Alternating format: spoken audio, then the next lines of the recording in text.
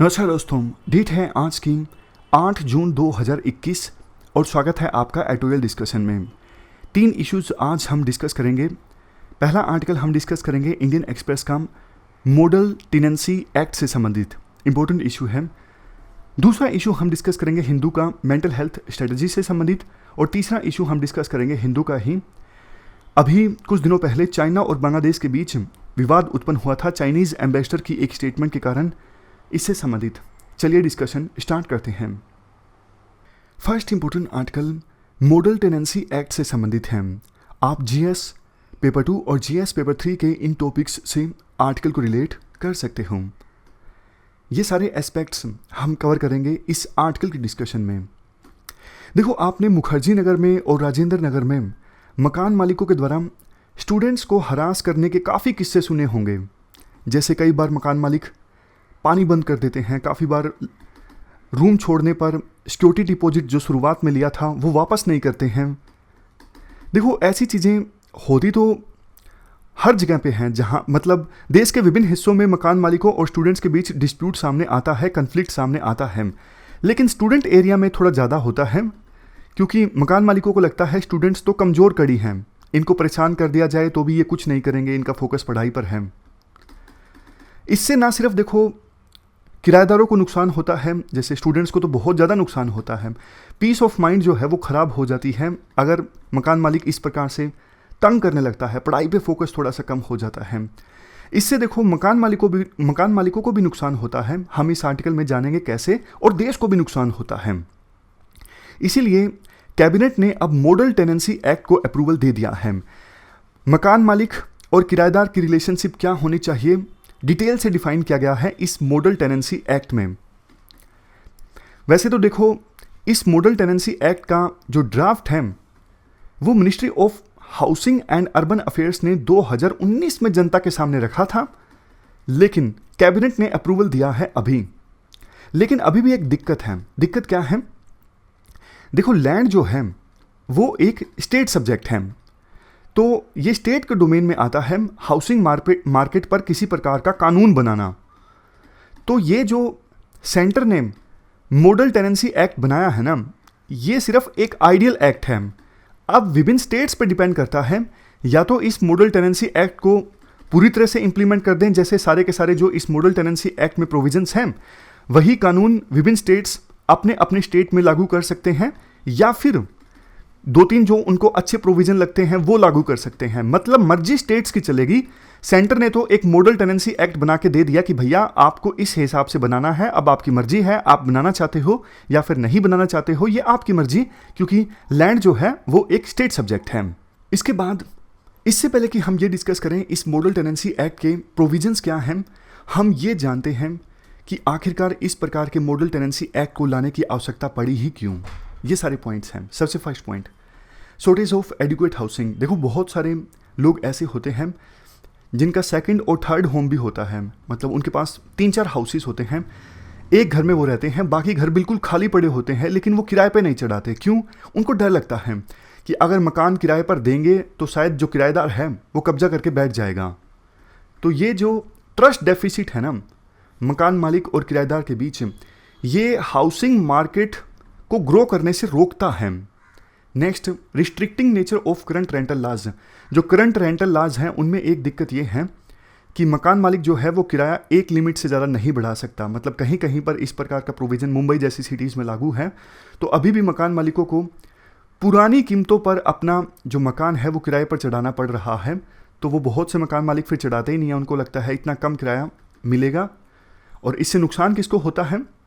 वही बात देखो, अगर मकान मालिक अपना मकान किराए पर नहीं चढ़ाएंगे तो देश को भी नुकसान होगा और किराएदारों को भी नुकसान होगा। क्यों?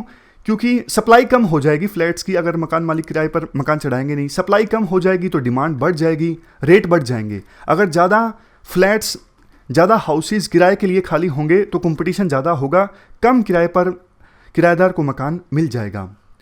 नेक्स्ट,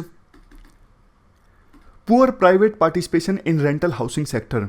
देखो, डेवलप कंट्रीज़ में तो ये देखा जाता है कि बिल्डर बड़े बड़े सोसाइटीज़ बनाते हैं सिर्फ और सिर्फ किराए के लिए। मतलब पूरा एक सोसाइटी बना दी जिसमें घर बना के बिल्डर ने छोड़ दिए, बेचने के लिए नहीं, सिर्फ किराया हासिल करने के लिए। लेकिन इंडिया में किराए हासिल करने के लिए जो बिल्डर्स हैं वो फ्लैट्स बनाते नहीं हैं, बेचने के लिए बनाते हैं।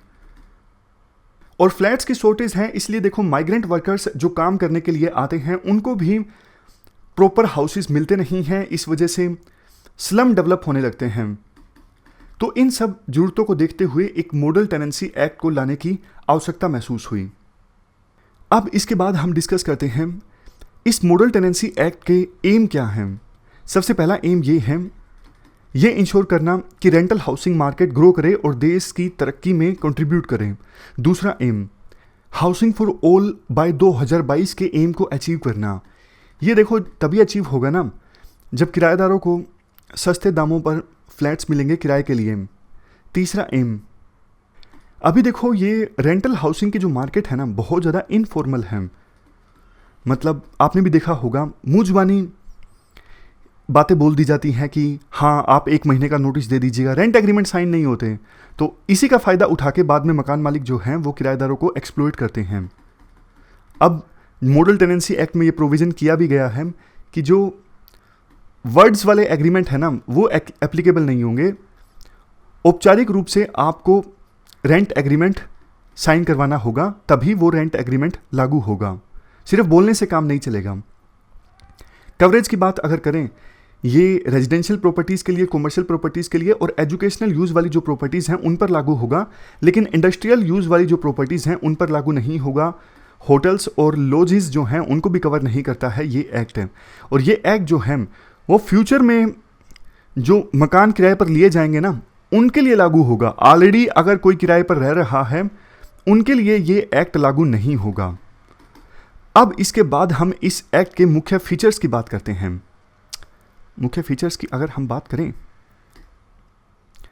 सबसे पहला फीचर देखो ये है, डेडिकेटेड इंस्टीट्यूशंस को इस्टेब्लिश किया जाएगा रेंट हाउसिंग मार्केट को रेगुलेट करने के लिए। जैसे देखो हर एक ज़िले में एक रेंट अथॉरिटी इस्टेब्लिश की जाए और ये रेंट अथॉरिटी जो है वो लैंडलॉर्ड्स और टेनेंट्स के इंटरेस्ट को प्रोटेक्ट करेगी। मतलब जब भी लैंडलॉर्ड और किराएदार के बीच में कोई किसी प्रकार का डिस्प्यूट सामने आता है तो उस डिस्प्यूट को काफ़ी तेज़ी से एडजुडिकेट किया जाएगा इस रेंट अथॉरिटी के द्वारा। दूसरा फीचर सिक्योरिटी डिपॉजिट से संबंधित। दिल्ली में तो देखो सिक्योरिटी आमतौर पर 2-3 महीने की ही मांगी जाती है, लेकिन मुंबई बेंगलुरु में काफ़ी बार 3 से लेकर 6 महीने की सिक्योरिटी भी मांग ली जाती है। कोई भी प्रॉपर्टी किराए पर लेने से पहले 6-6 महीने की सिक्योरिटी डिपॉजिट तो देखो बहुत ज़्यादा है।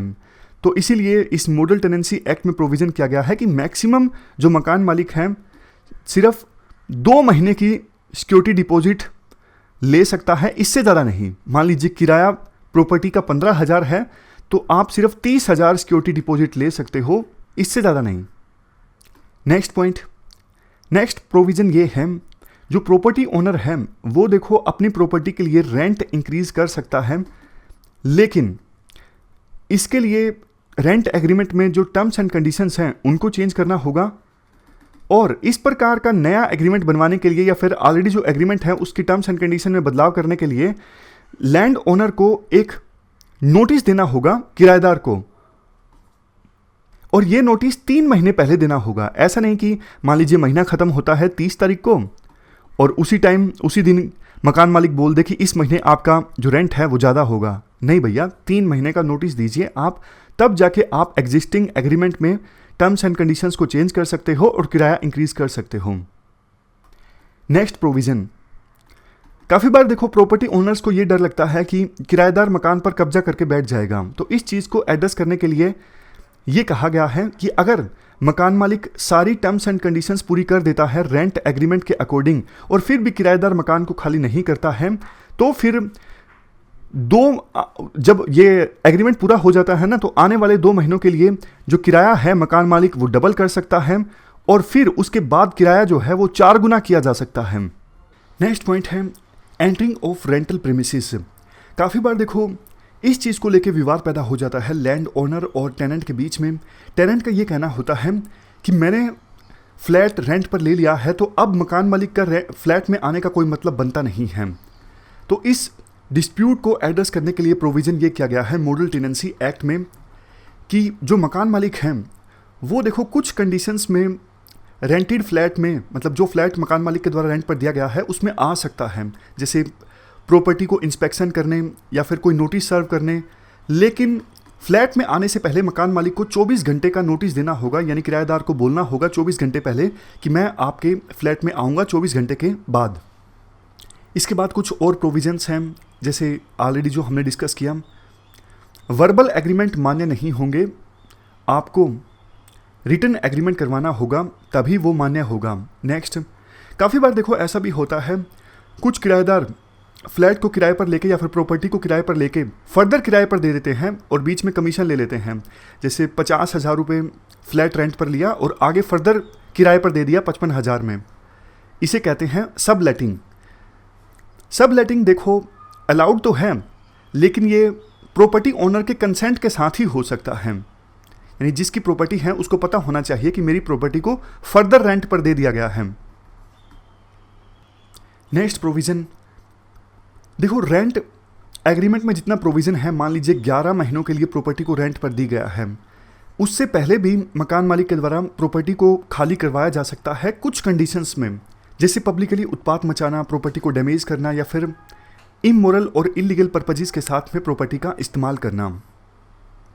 नेक्स्ट प्रोविजन, एक डिजिटल प्लेटफॉर्म भी सेटअप किया जाएगा हर एक स्टेट और यूनियन टेरिटरी के द्वारा, और उस डिजिटल प्लेटफॉर्म पर जो रेंट एग्रीमेंट होगा वो सबमिट किया जा सकता है और रेंट अथॉरिटी उनके पास में ये सारे जो रेंट एग्रीमेंट्स हैं वो अवेलेबल रहेंगे। तो ये हमने मॉडल टेनेंसी एक्ट के मुख्य फीचर्स की बात की। अब सिग्निफिकेंस की बात करते हैं। सिग्निफिकेंस तो देखो सिंपल है, जो ज़रूरतें थी, जिस ज़रूरतों के साथ में ये एक्ट लाया गया था वो सब एड्रेस हो जाएंगी। जैसे रेंटल हाउसिंग मार्केट की ग्रोथ इंश्योर होगी, जो खाली घर हैं वो किराए पर चढ़ जाएंगे, और अभी हाउसेस की जो दिक्कत होती है वो दिक्कत भी एड्रेस हो जाएगी, क्योंकि ज़्यादा यूनिट्स मार्केट में अवेलेबल होंगी किराए के लिए। और ये जो रेंटल सेगमेंट है, रेंटल हाउसिंग मार्केट, ये ज़्यादा फॉर्मलाइज होंगी, क्योंकि देखो रिटन एग्रीमेंट्स ज़्यादा होंगे। इसके बाद रेंटल यील्ड ज़्यादा मिलेगी, किसको? मकान मालिकों को, क्योंकि पहले जो रिस्ट्रिक्शन थी कि पुरानी सिचुएशन के हिसाब से भी आप रेंट ले सकते हो, वो रिस्ट्रिक्शन अब दूर हो जाएगी। तो खुले तौर पर नेगोशिएट किया जा सकता है मकान मालिक और किराएदार के बीच। काफ़ी बार जो लैंड ओनर्स के द्वारा किराएदारों को एक्सप्लॉइट किया जाता है वो एक्सप्लॉइटेशन बंद होगा। इस पूरे सेगमेंट में ट्रांसपेरेंसी और डिसिप्लिन अब ज़्यादा आएगा। लेकिन देखो इसके साथ साथ कुछ चैलेंजेस भी हैं। फर्स्ट चैलेंज तो ये है, आगे जो रेंट एग्रीमेंट साइन होंगे उनको रेगुलेट किया जाएगा इस एक्ट के द्वारा। ऑलरेडी देखो मकान मालिकों के बीच और किराएदारों के बीच डिस्प्यूट चला आ रहा है काफ़ी सालों से, उनको एड्रेस करने के लिए कुछ नहीं किया गया है। नेक्स्ट, अब जो ये 2 महीनों का सिक्योरिटी डिपॉजिट सिर्फ मकान मालिक के द्वारा लिया जा सकता है, अब इस चीज़ को हो सकता है कुछ जो लैंड ओनर्स हैं वो फॉलो ना करें, क्योंकि वो एक सिक्योरिटी चाहते हैं। मतलब 6 महीनों का सिक्योरिटी डिपॉजिट है, इसका मतलब जो किराएदार है वो एकदम से मकान खाली करके नहीं जाएगा, ऐसा उनको लगता है। तो वही बात कि एक कंसर्न है, हो सकता है मुंबई और बेंगलुरु जैसी सिटीज़ में कुछ लैंडलॉर्ड्स इस प्रोविज़न को फॉलो ना करें। इसके बाद नेक्स्ट चैलेंज ये है, देखो ये मॉडल टेनेंसी एक्ट ओवरऑल अच्छा तो है, लेकिन जैसा हमने शुरुआत में डिस्कस किया था ये बाइंडिंग नहीं है। ये डिपेंड करेगा कि विभिन्न स्टेट्स में कौन सी पॉलिटिकल पार्टी सत्ता में है, कि इस टेनेंसी मॉडल एक्ट को अपने अपने स्टेट में वो इम्प्लीमेंट करते हैं या फिर नहीं करते हैं। कंक्लूजन में भी यही पॉइंट निकल के आता है कि एक्ट तो ओवरऑल अच्छा है, लेकिन जो फेडरल चैलेंजेस हैं अब उनको एड्रेस करने की आवश्यकता है कि पूरे देश में इस प्रकार का जो मॉडल टेनेंसी एक्ट है वो इम्प्लीमेंट किया जा सके। ये हमने पूरा आर्टिकल डिस्कस किया मॉडल टेनेंसी एक्ट के बारे में। चलते हैं आगे।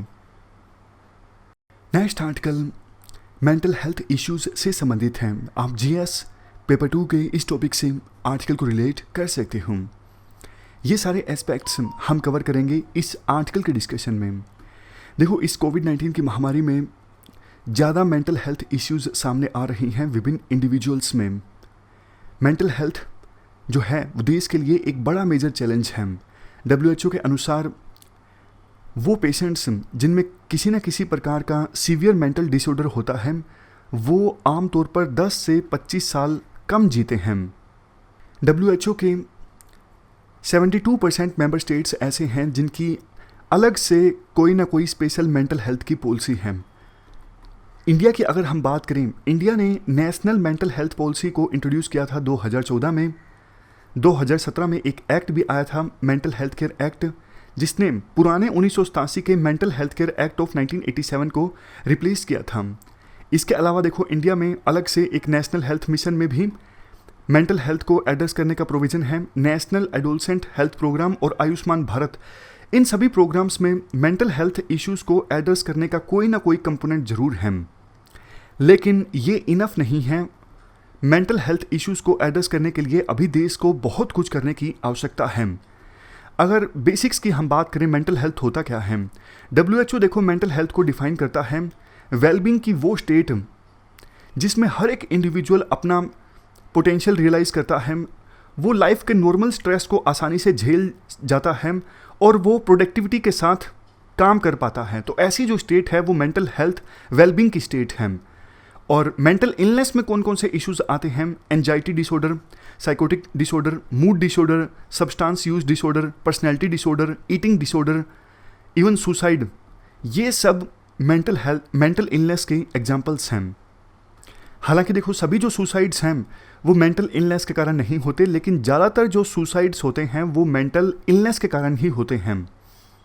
इसके अलावा मेंटल हेल्थ इंडिकेटर्स से संबंधित कुछ इंपॉर्टेंट डेटा अगर हम डिस्कस करें, हमारे देश में देखो लैंसेट की रिपोर्ट के अनुसार हर 7 में से एक जो पर्सन है वो किसी न किसी प्रकार का माइल्ड से लेके सीवियर मेंटल डिसऑर्डर का सामना कर रहा है। 2017 की ये रिपोर्ट है। हर 7 में से एक पर्सन किसी न किसी प्रकार का माइल्ड से लेके सीवियर के बीच में मेंटल डिसऑर्डर फेस कर रहा है।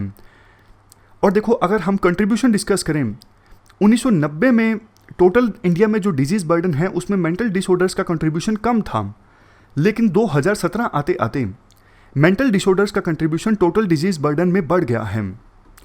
मेंटल डिसऑर्डर्स ज़्यादा देखने को मिलते हैं साउदर्न स्टेट्स में as comparison to northern states. ऐसा क्यों?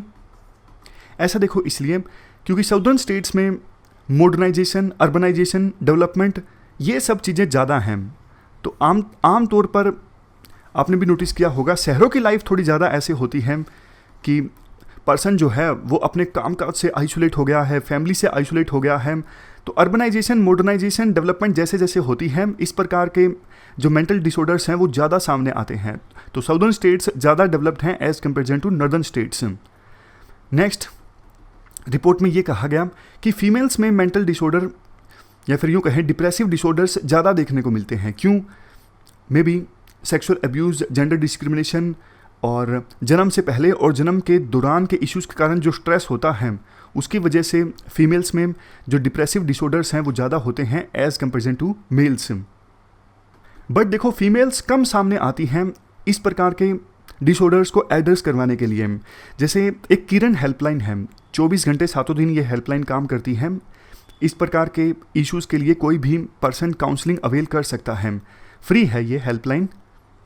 तो इस हेल्पलाइन के डेटा के अनुसार जो भी कॉल्स आती हैं उसमें से देखो ज़्यादातर कॉल्स यंग एडल्ट्स की होती हैं और 70% जो कॉल्स होती हैं वो मेल की होती हैं। आमतौर पर जो कॉलर इस हेल्पलाइन पे कॉल करते हैं वो anxiety, stress, depression, suicidal thought, main तौर पे यही इश्यूज़ वो फेस कर रहे होते हैं। WHO के डेटा के अनुसार इंडिया में 90 मिलियन लोग ऐसे हैं, यानी 7.5% लोग ऐसे हैं जो मेंटल हेल्थ इश्यूज से सफ़र कर रहे हैं। अब इसके बाद डेटा है कि कोई देश कितना खर्च करता है मेंटल हेल्थ एक्सपेंडिचर पर। देखो, बाकी देशों का तो हमें लेना देना नहीं है, लेकिन जो इंडिया संबंधी डेटा है उसका आप आंसर राइटिंग में इस्तेमाल कर सकते हो।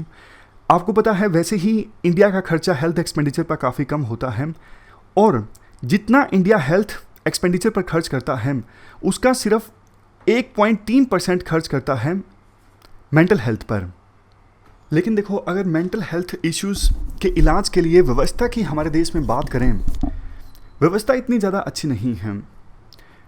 मेंटल हेल्थ हॉस्पिटल्स कितने हैं? हर 1 लाख पॉपुलेशन के पीछे सिर्फ 0.01 मेंटल हेल्थ हॉस्पिटल्स हैं। तो ये जाहिर करता है कि मेंटल हेल्थ इश्यूज़ पर सरकार का फोकस काफ़ी कम है। और अगर बात करें कि जनरल हॉस्पिटल्स में कितनी मेंटल हेल्थ यूनिट्स हैं, 2016 के डेटा के अनुसार हर 1 लाख पॉपुलेशन के पीछे सिर्फ 0.03 मेंटल हेल्थ यूनिट्स हैं जनरल हॉस्पिटल्स में। तो इस मामले में इंडिया की जो रैंकिंग है वो है 114। और इसके बाद mental health day treatment facilities की बात करें तो इसमें इंडिया की पोजीशन है 64th। अगर मेंटल हेल्थ सेक्टर में नर्सिस, सोशल वर्कर्स और साइकोलॉजिस्ट की बात करें तो ये हैं हर 1 लाख के पीछे, ये रिस्पेक्टिवली हैं, यानी हर 1 लाख के पीछे 0.796 नर्सिस, 0.065 सोशल वर्कर्स और 0.069 साइकोलॉजिस्ट। और जबकि लीडिंग कंट्रीज़ में ये स्कोर कैसा है? हर 1 लाख पॉपुलेशन के पीछे 150 नर्सिस हैं लीडिंग कंट्रीज़ में, 145 सोशल वर्कर्स हैं और साइकोलॉजिस्ट कितने हैं? 222। इसी वजह से देखो इंडिया में सुसाइड्स ज़्यादा होते हैं। ग्लोबली हर 1 लाख के पीछे 10.6 लोग सुसाइड करते हैं, लेकिन इंडिया में 2016 के डेटा के अनुसार हर 1 लाख के पीछे 16.3 लोग जो हैं वो सुसाइड करते हैं। और सुसाइड रेट जो है वो मेल में हायर है एज़ कंपेरिजन टू फीमेल्स। करना क्या चाहिए? ये आता है वे फॉरवर्ड में। मेंटल डिसऑर्डर को एड्रेस करने के लिए जो ट्रीटमेंट गैप है उसे सरकार को कम करना चाहिए। क्या करके? मेंटल हेल्थ सेक्टर में नंबर ऑफ पर्सनल की संख्या इंक्रीज करके, जो डिस्क्रिमिनेटरी एटीट्यूड है कि मेंटल हेल्थ इशू जो है कोई बहुत बड़ा इशू नहीं है, ये डिस्क्रिमिनेटरी एटीट्यूड ख़त्म होना चाहिए। इसके अलावा इंटीग्रेटेड अप्रोच होना चाहिए पेशेंट की आवश्यकताओं को डिटेक्ट करने के लिए, ट्रीट करने के लिए और मैनेज करने के लिए। काउंसलिंग फैसिलिटीज़ ज़्यादा होनी चाहिए, खास करके रूरल एरियाज़ में। और इसके लिए telemedicine, telephone based helpline numbers, mental health applications, इनका सहारा लिया जा सकता है। और देखो मेंटल हेल्थ इश्यूज़ को एड्रेस करने के लिए कम्युनिटी और फैमिली का रोल काफ़ी इंपॉर्टेंट होता है। परिवार में कोई सदस्य गुमसुम रहता है तो सबसे पहले परिवार को ही पता लगता है कि कोई तो दिक्कत है, या फिर आस पड़ोस के दोस्तों को पता लगता है। तो कम्युनिटी और फैमिली का रोल काफ़ी इंपॉर्टेंट है मेंटल हेल्थ इश्यूज़ एड्रेस करने के लिए। इसके अलावा स्कूल बेस्ड प्रोग्राम यानी करिकुलम में कुछ ना कुछ होना चाहिए, ताकि बच्चे जो हैं वो शुरुआती एज में, जैसे काफ़ी बार आरोप लगता है कि कंपटीशन इतना ज़्यादा है बच्चों के लिए शुरुआती एज से ही, तो वो एंजाइटी, प्रेशर, इन सब चीज़ों के तले काम करने लगते हैं और आगे जाके मेंटल हेल्थ इश्यूज़ का वो सामना करते हैं। ज़्यादा फंड एलोकेशन होना चाहिए, अभी खर्चा काफ़ी कम होता है, ज़्यादा खर्चा होना चाहिए मेंटल हेल्थ इश्यूज़ के लिए। बाद में कंक्लूजन में ये कहा जाता है, अवेयरनेस देखो बहुत इंपॉर्टेंट है। जब तक अवेयरनेस नहीं आएगी ना तो लोग इलाज करवाने के लिए जाएंगे नहीं, और जब तक इलाज करवाने के लिए नहीं जाएंगे तो सरकार के ऊपर प्रेशर आएगा नहीं कि हमें और ज़्यादा मेंटल हेल्थ यूनिट्स को इस्टेब्लिश करना है। तो traditional media, government programs, educational system, industry, social media, इन सब के माध्यम से मेंटल हेल्थ इश्यूज़ के बारे में अवेयरनेस जनरेट होनी चाहिए। तो ये पूरा आर्टिकल हमने डिस्कस किया मेंटल हेल्थ प्रोग्राम के बारे में। चलते हैं आगे। इसके बाद नेक्स्ट आर्टिकल चाइना की बांग्लादेश में एग्रेसिवनेस से संबंधित है, इसके क्या मायने निकाले जाएं। आप जीएस पेपर 2 के इस टॉपिक से आर्टिकल को रिलेट कर सकते हो।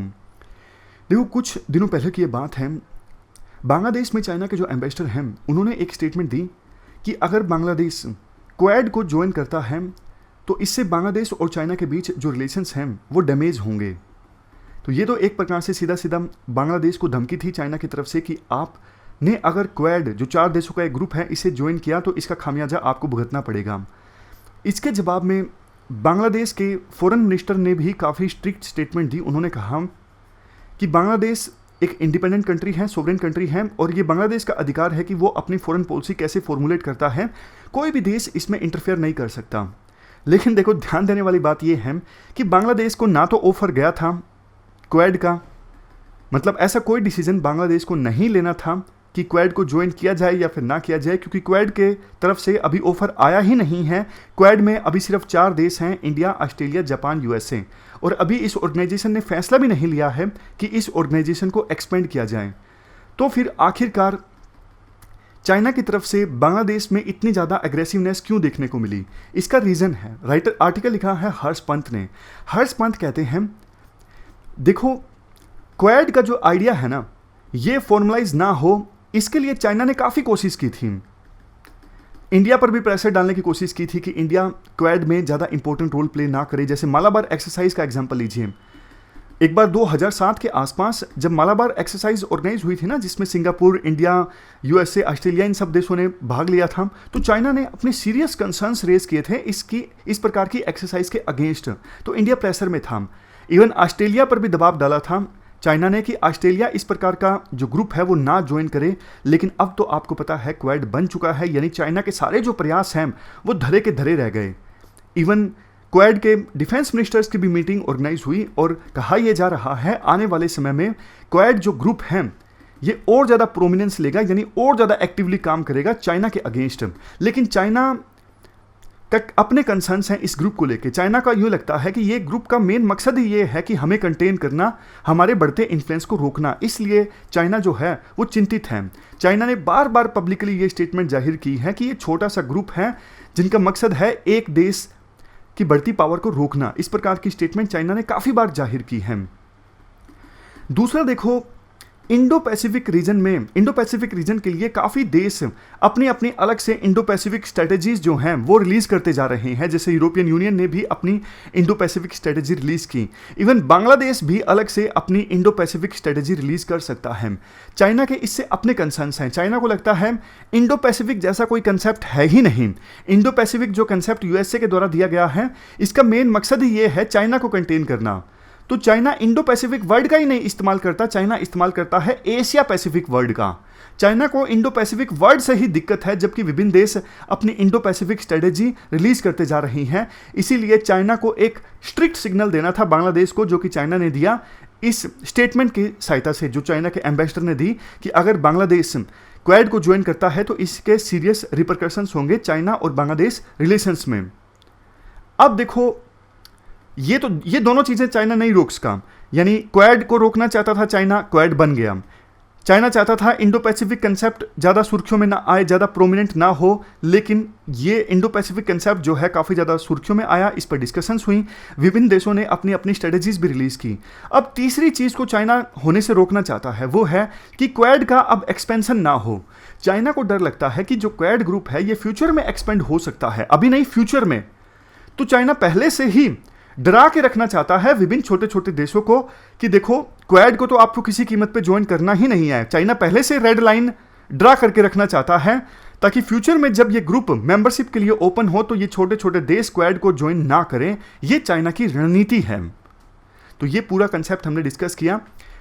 एक पॉइंट लास्ट में आर्टिकल में ये दिया जाता है, जो हमने पहले भी डिस्कस किया था, कि देखो जो हमारे साउथ एशियन कंट्री है ना, जैसे नेपाल, श्रीलंका, बांग्लादेश, अभी तक इनको सिर्फ चाइना से फ़ायदे ही मिले हैं, लेकिन अब उन फ़ायदों की कीमत चुकानी पड़ेगी। अब चाइना जब एग्रेसिव हो रहा है तो चाइना अपनी मनमानी करना स्टार्ट करेगा इन देशों पर। तब इन देशों को महसूस होगा कि चाइना से अच्छा तो इंडिया ही था, जिन पर ये देश बिग ब्रदर का रवैया अपनाने का आरोप लगाते थे।